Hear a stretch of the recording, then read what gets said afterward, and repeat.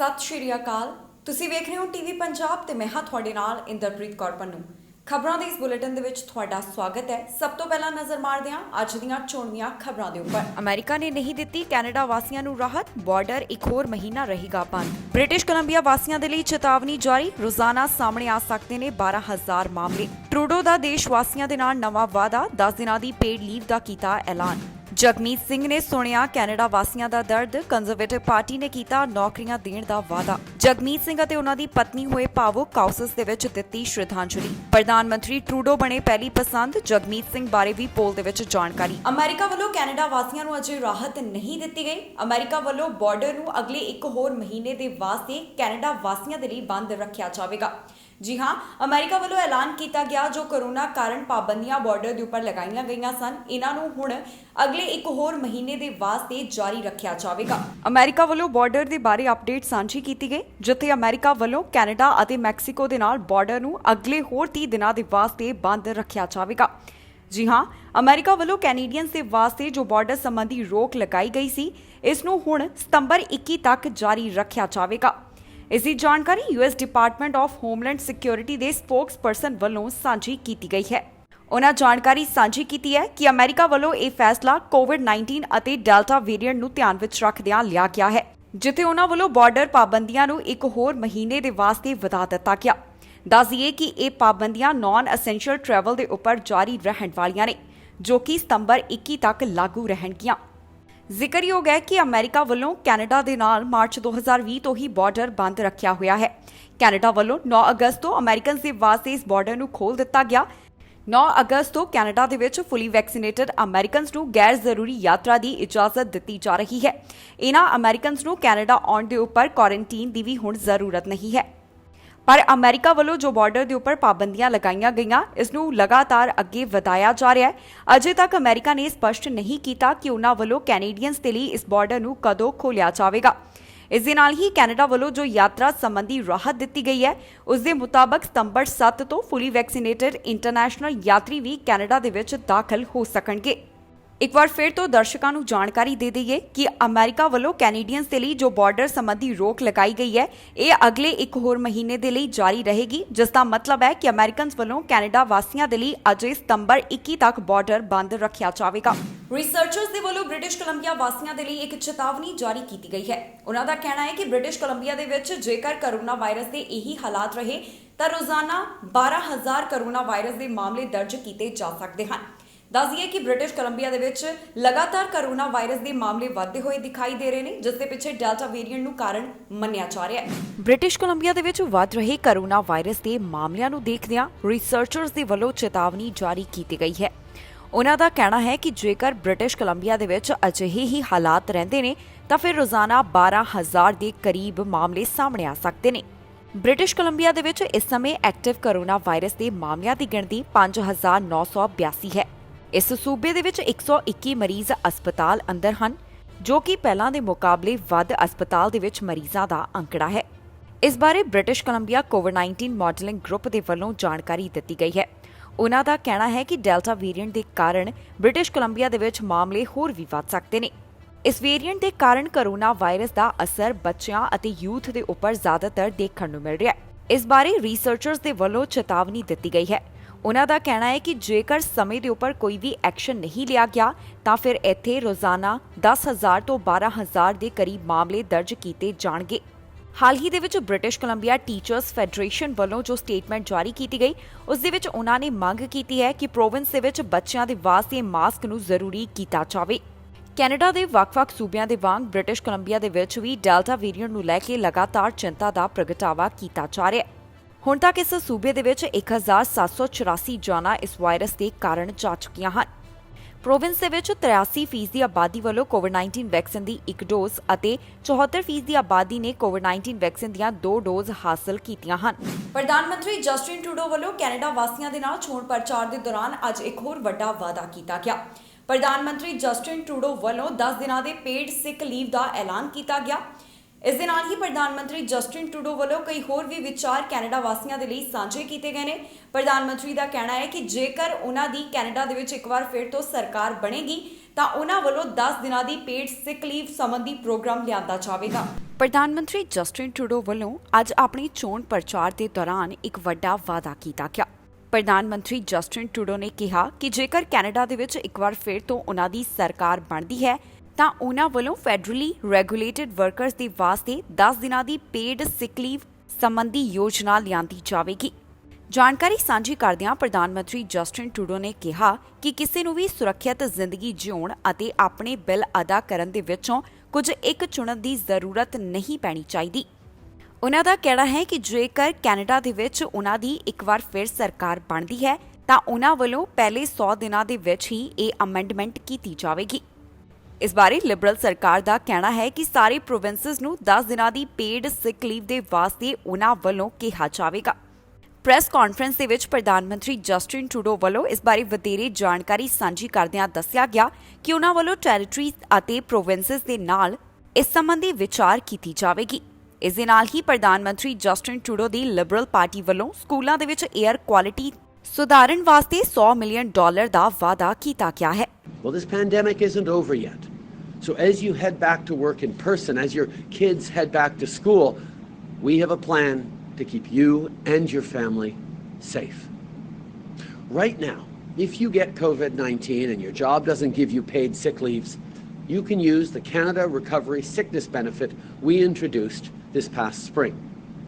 We created this emergency support because too many people were having to make impossible decisions, choosing whether to go to work or miss out on an essential paycheck, either keep kids home or send them to school. Too many families, uncertain, racked with extremely difficult decisions. Well, now we're stepping up to do something about it. And we're keeping going.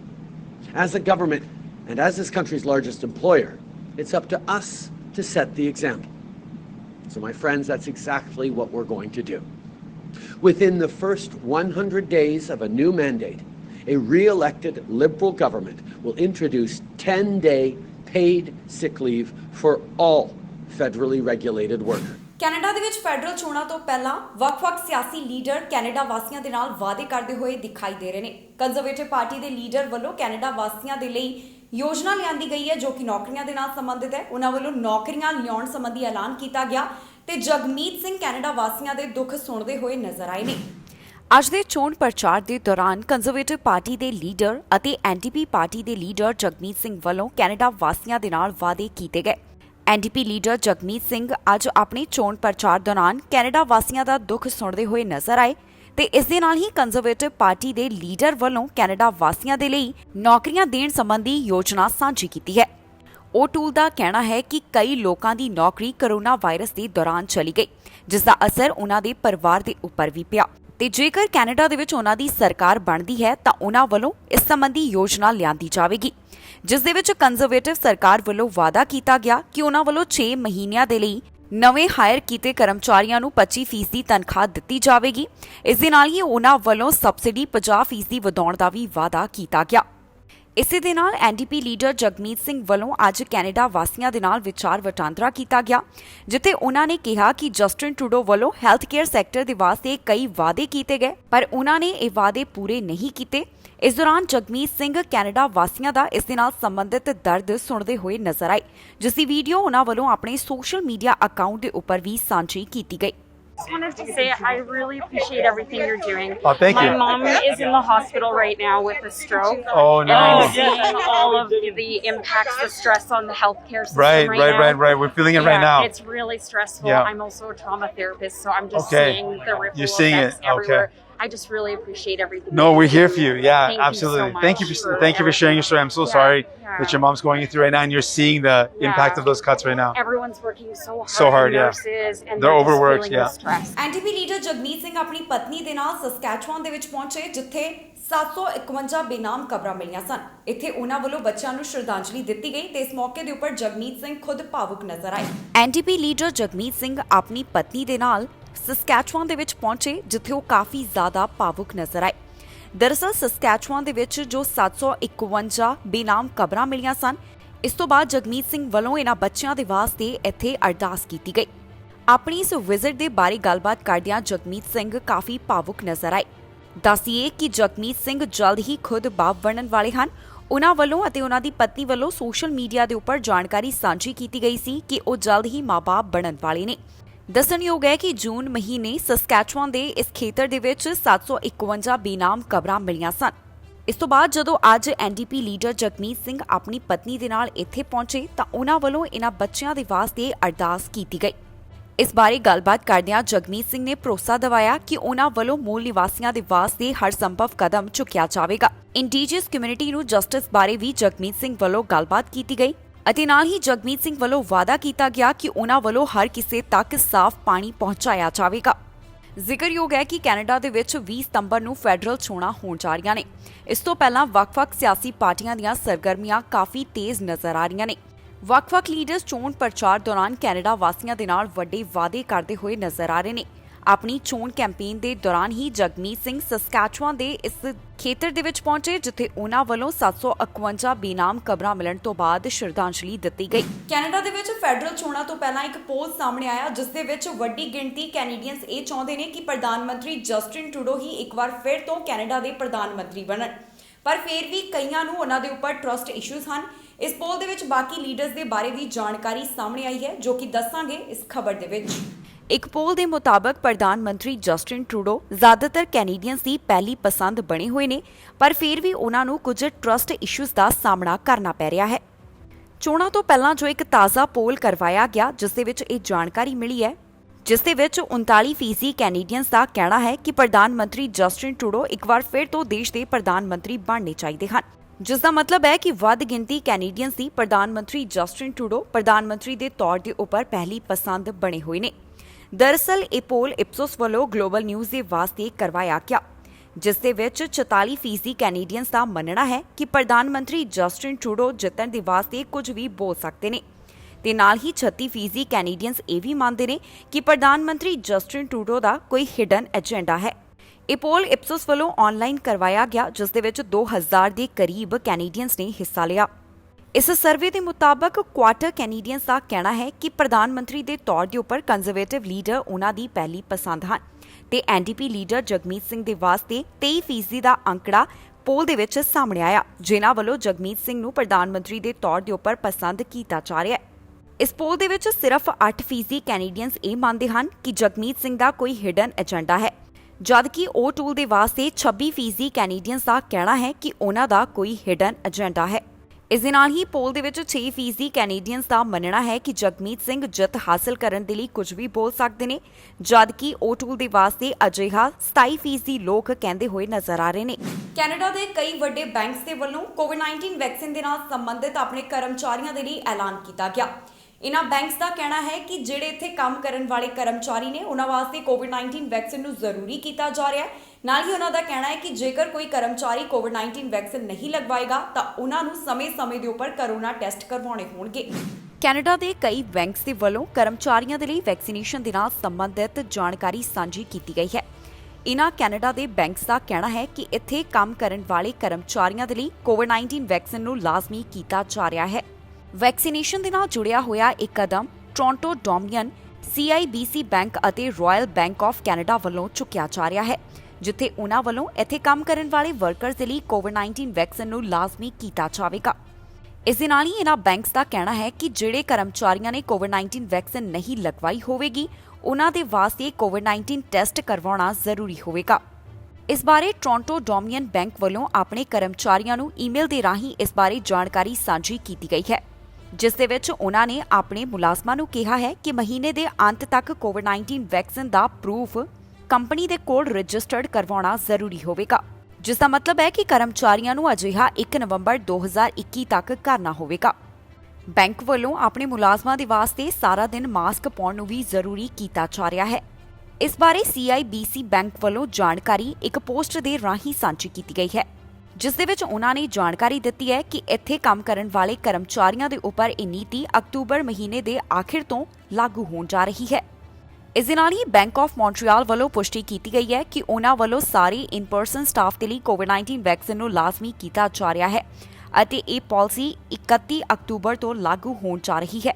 ਇਸ ਐਲਾਨ ਤੋਂ ਬਾਅਦ ਇੱਥੇ ਕੰਮ ਕਰਨ ਵਾਲੇ ਕਰਮਚਾਰੀ ਕੋਵਿਡ-19 vaccine ਜੇਕਰ ਹਾਸਲ ਨਹੀਂ ਕਰਦੇ ਤਾਂ ਉਹਨਾਂ ਨੂੰ ਕੋਵਿਡ-19 ਟੈਸਟ ਕਰਵਾਉਣਾ ਹੋਵੇਗਾ। ਜ਼ਿਕਰਯੋਗ ਹੈ ਕਿ ਕੈਨੇਡਾ ਦੇ ਵਿੱਚ ਇੱਕ ਵਾਰ ਫਿਰ ਤੋਂ ਕੋਰੋਨਾ ਵਾਇਰਸ ਦੇ ਮਾਮਲੇ ਵਧਦੇ ਹੋਏ ਦਿਖਾਈ ਦੇ ਰਹੇ ਹਨ।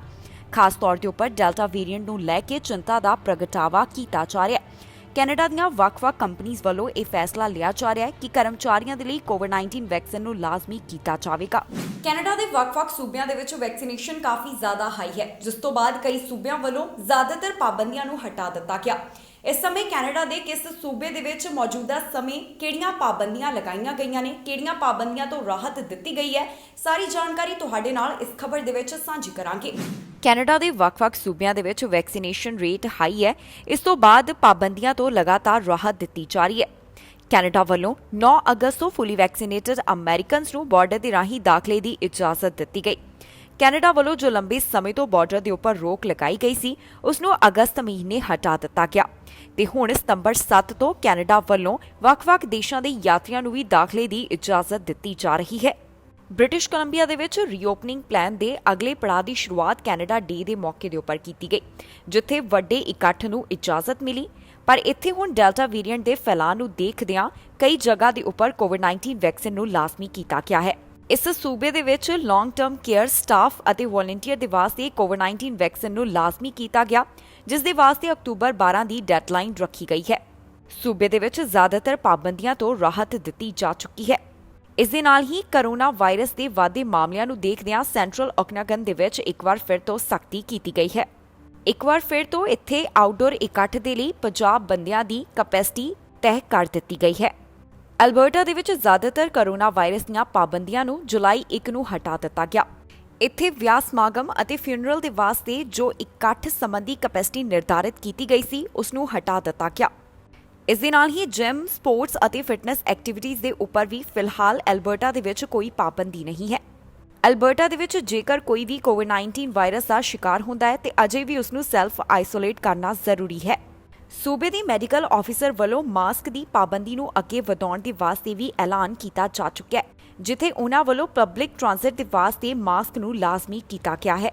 ਅਲਬਰਟਾ ਦੇ ਵਿੱਚ ਇਸ ਸਮੇਂ ਜੋ ਕੋਰੋਨਾ ਵਾਇਰਸ ਦੀਆਂ ਪਾਬੰਦੀਆਂ ਲਗਾਈਆਂ ਗਈਆਂ ਹਨ, ਉਹ ਸਤੰਬਰ 27 ਤੱਕ ਜਾਰੀ ਰਹਿਣ ਵਾਲੀਆਂ ਨੇ। ਸਸਕੈਚੁਆਨ ਵੱਲੋਂ ਸਾਰੇ ਪਬਲਿਕ ਹੈਲਥ ਆਰਡਰਸ ਨੂੰ ਹਟਾ ਦਿੱਤਾ ਗਿਆ, ਜਿਸ ਦੇ ਵਿੱਚ ਕੈਪੈਸਿਟੀ ਲਿਮਿਟ ਅਤੇ ਮੈਂਡੇਟਰੀ ਮਾਸਕ ਸ਼ਾਮਿਲ ਹੈ। ਮੈਨੀਟੋਬਾ ਵੱਲੋਂ ਕਈ ਪਾਬੰਦੀਆਂ ਤੋਂ ਰਾਹਤ ਦਿੱਤੀ ਗਈ ਹੈ। ਮੈਨੀਟੋਬਾ ਵੱਲੋਂ ਮਾਸਕ ਸੰਬੰਧੀ ਵੀ ਰਾਹਤ ਦਿੱਤੀ ਗਈ। ਪ੍ਰਾਈਵੇਟ ਇਕੱਠ ਦੇ ਉੱਪਰ ਜੋ ਮੈਨੀਟੋਬਾ ਦੇ ਵਿੱਚ ਪਾਬੰਦੀਆਂ ਸਨ, ਉਹਨਾਂ ਨੂੰ ਹਟਾ ਦਿੱਤਾ ਗਿਆ। ਇਸ ਦੇ ਨਾਲ ਹੀ ਧਾਰਮਿਕ ਸਮਾਗਮ, ਵਿਆਹ ਅਤੇ ਫਿਊਨਰਲ ਦੇ ਉੱਪਰ ਜੋ ਪਾਬੰਦੀਆਂ ਲਗਾਈਆਂ ਗਈਆਂ ਸਨ, ਉਹਨਾਂ ਨੂੰ ਵੀ ਹਟਾਇਆ ਗਿਆ। ਓਨਟਾਰੀਓ ਦੇ ਵਿੱਚ ਇਸ ਸਮੇਂ ਸਟੈਪ 3 ਦੇ ਤਹਿਤ ਪਾਬੰਦੀਆਂ ਤੋਂ ਰਾਹਤ ਦਿੱਤੀ ਗਈ ਹੈ, ਜਿਸ ਦੇ ਮੁਤਾਬਕ ਕਾਰੋਬਾਰ ਅਤੇ ਇਕੱਠ ਦੇ ਉੱਪਰ ਜੋ ਪਾਬੰਦੀਆਂ ਸਨ, ਉਹਨਾਂ ਨੂੰ ਹਟਾਇਆ ਗਿਆ। ਸੋਸ਼ਲ ਗੈਦਰਿੰਗ ਦੇ ਵਾਸਤੇ 25 ਜਾਣੇ ਇੰਡੋਰ ਅਤੇ 100 ਜਾਣੇ ਆਊਟਡੋਰ ਇਕੱਠੇ ਹੋਣ ਦੀ ਇਜਾਜ਼ਤ ਹੈ। ਕਿਬੈਕ ਦੇ ਵੱਲੋਂ ਕੋਰੋਨਾ ਵਾਇਰਸ ਦੇ ਮਾਮਲਿਆਂ ਨੂੰ ਧਿਆਨ ਵਿੱਚ ਰੱਖਦਿਆਂ 2 ਕੰਸਰਟਸ ਨੂੰ ਰੱਦ ਕੀਤਾ ਗਿਆ। ਕਿਬੈਕ ਦੇ ਵੱਲੋਂ ਵੈਕਸੀਨ ਪਾਸਪੋਰਟ ਸਿਸਟਮ ਲਾਗੂ ਕਰਨ ਦਾ ਵੀ ਐਲਾਨ ਕੀਤਾ ਜਾ ਚੁੱਕਿਆ ਹੈ, ਜੋ ਕਿ ਸਤੰਬਰ 1 ਤੋਂ ਇਸ ਸੂਬੇ ਦੇ ਵਿੱਚ ਜਾਰੀ ਹੋਵੇਗਾ। ਕੈਨੇਡਾ ਦੇ ਵੱਖ-ਵੱਖ ਸੂਬਿਆਂ ਦੇ ਵਿੱਚ ਜਿਵੇਂ-ਜਿਵੇਂ ਵੈਕਸੀਨੇਸ਼ਨ ਰੇਟ ਵਧਦਾ ਜਾ ਰਿਹਾ ਹੈ, ਉਸੇ ਤਰ੍ਹਾਂ ਕੋਰੋਨਾ ਪਾਬੰਦੀਆਂ ਤੋਂ ਰਾਹਤ ਵੀ ਦਿੱਤੀ ਜਾ ਰਹੀ ਹੈ। ਪਰ ਇਸ ਦੇ ਨਾਲ ਹੀ ਡੈਲਟਾ ਵੇਰੀਐਂਟ ਦੇ ਫੈਲਾਅ ਨੂੰ ਦੇਖਦਿਆਂ ਅਜੇ ਜਲਦਬਾਜ਼ੀ ਦੇ ਵਿੱਚ ਕਈ ਸੂਬੇ ਫੈਸਲਾ ਨਹੀਂ ਲੈਣਾ ਚਾਹੁੰਦੇ। ਕਈ ਕੈਨੇਡੀਅਨਸ ਦੀ ਨੌਕਰੀ ਚਲੀ ਗਈ, ਪਰ ਤੁਸੀਂ ਇਸ ਦਾ ਕਾਰਨ ਸੁਣ ਕੇ ਹੈਰਾਨ ਹੋ ਜਾਵੋਗੇ। ਦਰਅਸਲ ਕੈਨੇਡਾ ਵੱਲੋਂ ਕੋਵਿਡ-19 ਵੈਕਸੀਨ ਨੂੰ ਮਿਕਸ ਐਂਡ ਮੈਚ ਕਰਕੇ ਲਗਾਉਣ ਸੰਬੰਧੀ ਮਨਜ਼ੂਰੀ ਦਿੱਤੀ ਗਈ ਹੈ, ਪਰ ਕਈ ਅਜਿਹੇ ਦੇਸ਼ ਨੇ ਜਿੱਥੇ ਇਸ ਨੂੰ ਅਜੇ ਇਜਾਜ਼ਤ ਨਹੀਂ ਦਿੱਤੀ ਗਈ। ਕਈ ਕੈਨੇਡੀਅਨਸ ਜਿਹੜੇ ਕਰੂਜ਼ ਦੇ ਉੱਪਰ ਕੰਮ ਕਰਦੇ ਨੇ, ਉਹਨਾਂ ਦੀ ਨੌਕਰੀ ਚਲੀ ਗਈ ਕਿਉਂਕਿ ਉਹਨਾਂ ਵੱਲੋਂ ਕੋਵਿਡ-19 ਵੈਕਸੀਨ ਮਿਕਸ ਐਂਡ ਮੈਚ ਕਰਕੇ ਹਾਸਲ ਕੀਤੀ ਗਈ। ਕਈ ਕੈਨੇਡਾ ਵਾਸੀਆਂ ਵੱਲੋਂ ਕੋਵਿਡ-19 ਵੈਕਸੀਨ ਮਿਕਸ ਐਂਡ ਮੈਚ ਕਰਕੇ ਲਗਵਾਈ ਗਈ ਹੈ, ਪਰ ਇਹਨਾਂ ਕੈਨੇਡੀਅਨਸ ਨੂੰ ਹੁਣ ਕਈ ਤਰ੍ਹਾਂ ਦੀ ਪਰੇਸ਼ਾਨੀ ਦਾ ਸਾਹਮਣਾ ਕਰਨਾ ਪੈ ਰਿਹਾ ਹੈ। ਇੰਨਾ ਹੀ ਨਹੀਂ, ਕੋਵਿਡ-19 ਵੈਕਸੀਨ ਮਿਕਸ ਐਂਡ ਮੈਚ ਕਰਕੇ ਲਗਵਾਉਣ ਦੇ ਕਾਰਨ ਕਈ ਕੈਨੇਡੀਅਨਸ ਦੀ ਨੌਕਰੀ ਚਲੀ ਗਈ।